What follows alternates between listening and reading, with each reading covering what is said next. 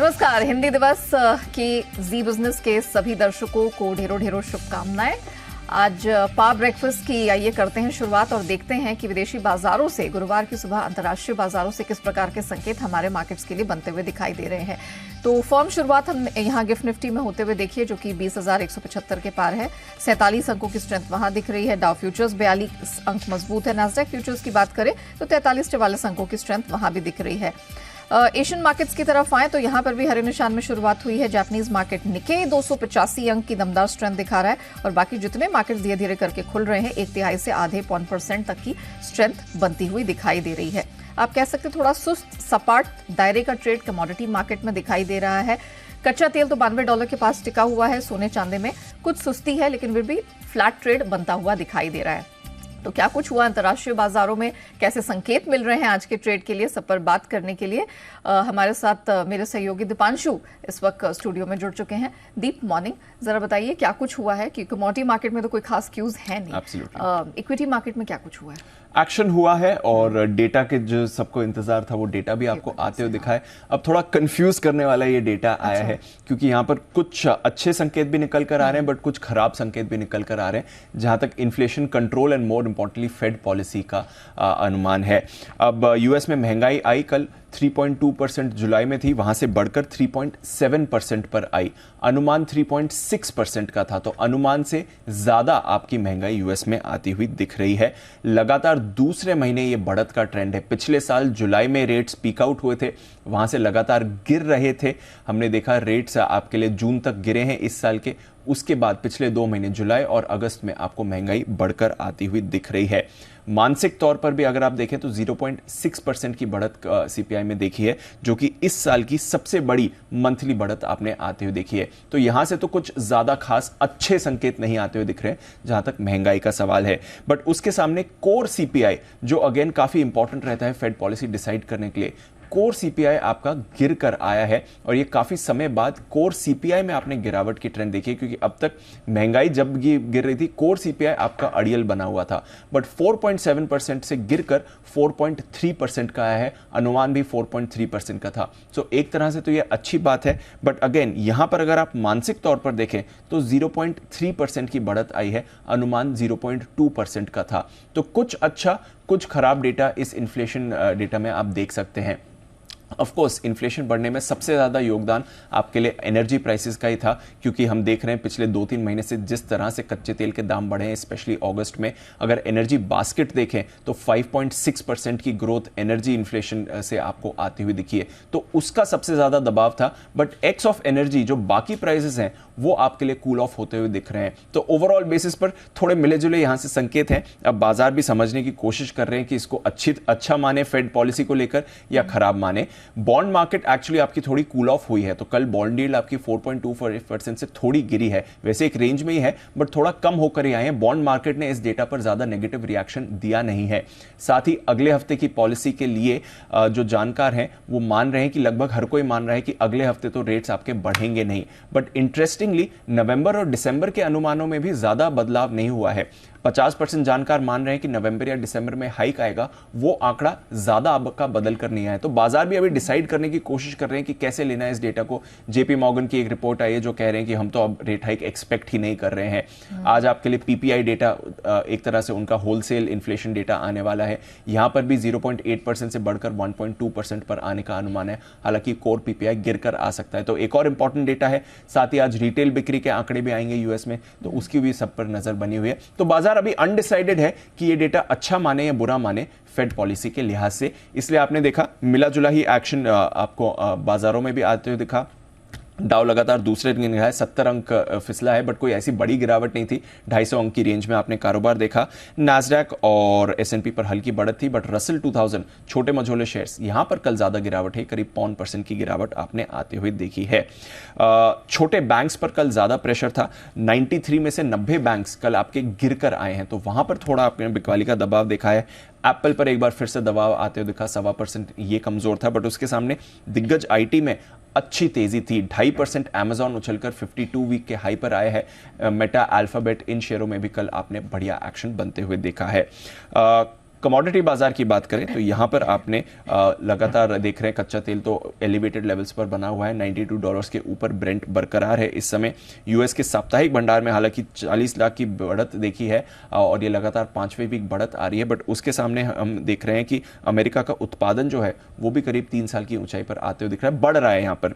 But basically OPEC की जो monthly report है वो भी कह रही है कि ऑयल प्राइसेस मजबूत रहेंगे। तो एक तरह से सप्लाई तो आपका यूएस में ठीक है, इन्वेंट्री भी अच्छी है, बट उसके सामने डिमांड को लेकर भी सपोर्ट आते हुए दिख रहा है। तो कच्चा तेल तो एलिवेटेड लेवल्स पर है। सोना और चांदी 3 हफ्ते के निचले स्तर पर आए हैं, बाकी बेस मेटल्स में भी आपने सुस्त एक्शन देखा है। तो ओवरऑल इन्फ्लेशन डेटा आया, बाजार ने इस पर ज्यादा रिएक्ट नहीं किया, बट डिसाइड करने की कोशिश कर रहे हैं फेड पॉलिसी के लिहाज से इसे कैसे समझना है। चलिए, तो फिर हमारे मार्केट्स इससे कैसा क्यों लेंगे, क्योंकि स्ट्रेंथ तो हमारे मार्केट्स में बरकरार है, ये अब देखने वाली बात होगी। धन्यवाद दीप, वो पूरी डिटेल दर्शकों के सामने रखने के लिए। आइए आगे बढ़े, उससे पहले देख लेते हैं कि कल यानी कि बुधवार को संस्थागत निवेशकों का प्रदर्शन कैसा रहा है। बिकवाली और बड़ी बिकवाली हमने कैश स्पेस में, एफएनओ स्पेस में एफआईएस की तरफ से आते हुए देखिए 1632 करोड़ की बिकवाली का फिगर विदेशी संस्थागत निवेशकों ने रजिस्टर किया। कैश स्पेस में कुछ खरीदारी जरूर आई है, घरेलू संस्थागत निवेशकों की तरफ से 850 करोड़ के आसपास की वो खरीद दर्ज होती हुई दिखाई दी है।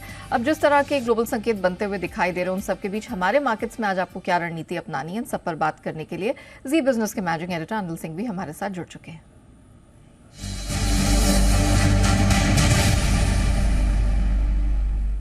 सर मॉर्निंग, हमारे मार्केट्स तो स्ट्रेंथ पे स्ट्रेंथ चलते चले जा रहे हैं। सर वीकली एक्सपायरी के दिन निफ्टी बैंक निफ्टी क्या रणनीति अपनाएं, कौन से लेवल्स पे रखें नजर? यहाँ देखिए संकेत हमारे लिए ठीक है। ग्लोबल मार्केट्स में अगर बहुत ज्यादा उतार चढ़ाव न हो तो भी भारतीय बाजार अपने मोमेंटम को आगे बढ़ा सकते हैं और वैसा ही आज होता हुआ दिखेगा भी। पहली चीज तो ये कि भारतीय बाजार 20,000 के ऊपर बंद होने में कामयाब रहे, पहली बार ऐसा हुआ है। तकनीकी तौर पर मजबूत है, क्लोजिंग बेसिस पे लाइफ टाइम हाई हमें देखने को मिला है। दूसरा ये कि जो आंकड़े हैं घरेलू फंड्स और एफआईएस के वो थोड़े बेहतर होते हुए दिख रहे हैं। भले कल कैश मार्केट में आपको एफआईएस की तरफ से बिकवाली का आंकड़ा दिखा हो, लेकिन इंडेक्स और स्टॉक फ्यूचर्स में अच्छी खरीदारी वायदा कारोबार में होती हुई दिखी है, उसका फायदा मिलेगा। बैंक निफ्टी कल वीकली एक्सपायरी के बाद थोड़ा हल्का हो चुका है, वहाँ पोजीशंस कम है तो कोई खास वहाँ डर नहीं है। हालांकि उसके लिए बढ़ने में थोड़ी मुश्किल होगी। 46,000 के ऊपर लाइफ टाइम हाई की तरफ बैंक निफ्टी भी बढ़ने की कोशिश कर सकता है, लेकिन निफ्टी के लिए आज वीकली एक्सपायरी के दिन मजबूती के संकेत आते हुए दिख रहे हैं। एफआईएस की इंडेक्स लॉन्ग पोजीशन भी बढ़कर आई है। तो आई थिंक अब आज के लिए 19,950 20,000 ये 50 पॉइंट की रेंज बेहद मजबूत सपोर्ट का काम करेगी। लाइफ हाई हमने बनाया है अब तक 20,110 का परसों के सेशन में।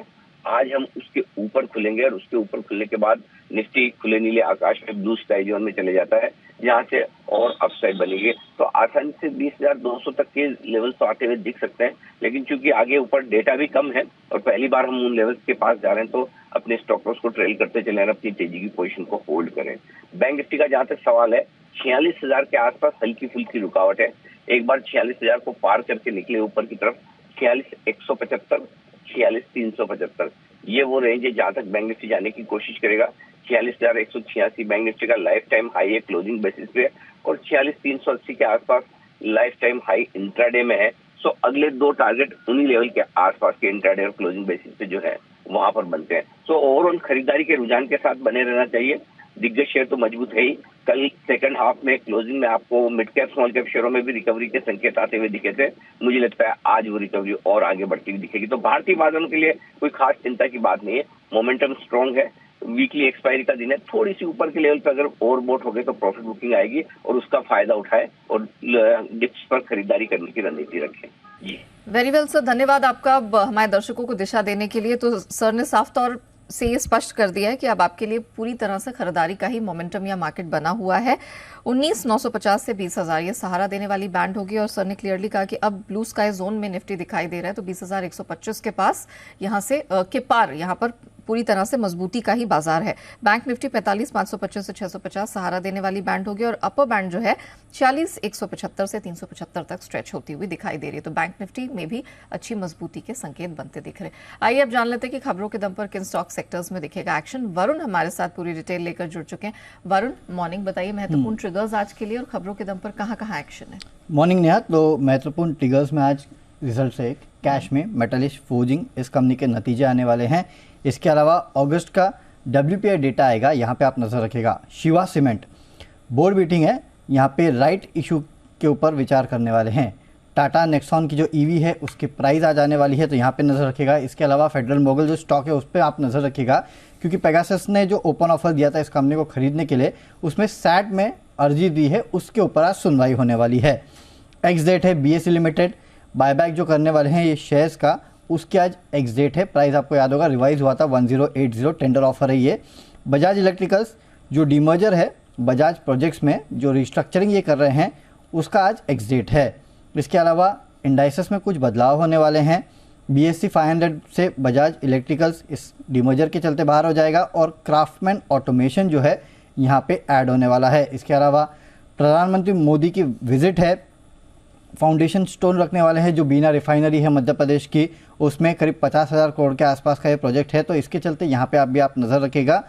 साथ ही साथ ITI पिछले 4 दिनों में, करीब 3 दिनों में इनफैक्ट 60% के आसपास की रैलीज काउंटर में आ चुकी है। प्राइस बैंड अब बदल चुका है, 20% से कम होके ये 10% हो चुका है। IPO RR काबिल, पहला दिन का अपडेट मैं आपको बता देता हूँ। टोटल सब्सक्रिप्शन केवल 25% के आसपास है, जिसमें रिटेल जो है 37% भरा है। आज सामी होटल्स जो है इसका IPO खुलने वाला है, आज से खुल के 18 सितंबर को बंद हो जाएगा। 119 से 126 का प्राइस बैंड है, करीब 1370 करोड़ जो है कंपनी जुटाने वाली है। 170 करोड़ का फ्रेश OFS है और 1200 करोड़ का फ्रेश इशू है। कंपनी ने जो एंकर इन्वेस्टर्स है उनसे 616 करोड़ के आसपास जो है जुटा लिया है, जिसमें government of Singapore, SBI multi cap, Tata mutual fund, ये तमाम शामिल है।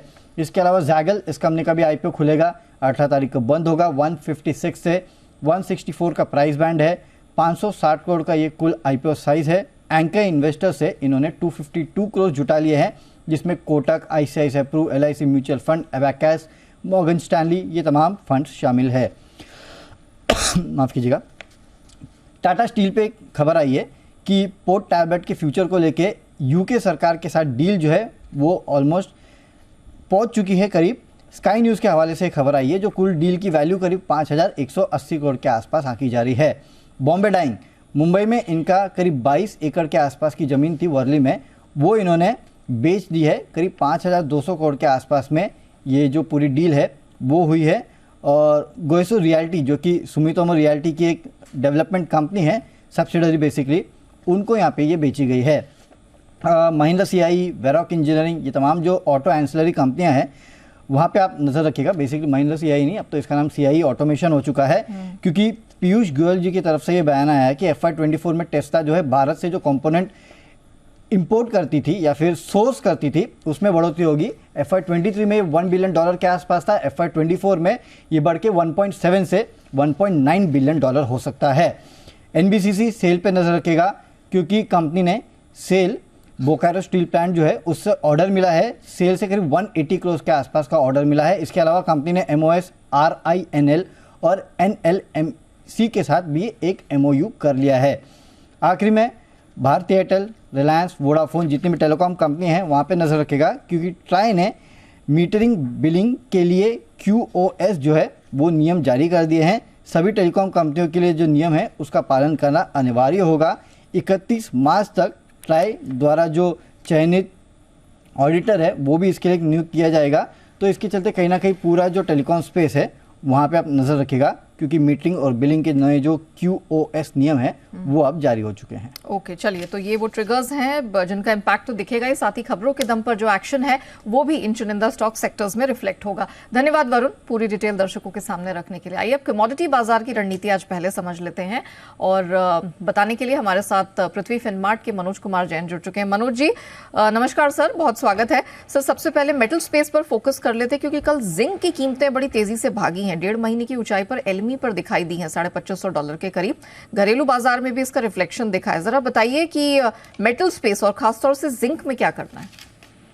गुड मॉर्निंग नेहा जी। बिल्कुल, जिंक में हम देख रहे हैं कि पिछले 2 दिनों से LME वेयरहाउस स्टॉक्स में बड़ी गिरावट देखने को मिली थी, और US के जो इन्फ्लेशन के नंबर्स आए अगस्त महीने के वो इन लाइन एक्सपेक्टेशन है, तो उसके बाद हमने रिकवरी जो है बेस मेटल्स की कीमतों में आते हुए देखी। स्पेशली जिंक की जो कीमतें वो ओवरसोल्ड जोन में थी, तो वहाँ पे जो रिकवरी है वो फास्ट होती हुई नजर आई, और बाकी बेस मेटल्स भी निचले स्तरों से रिकवरी दिखाते हुए नजर आए।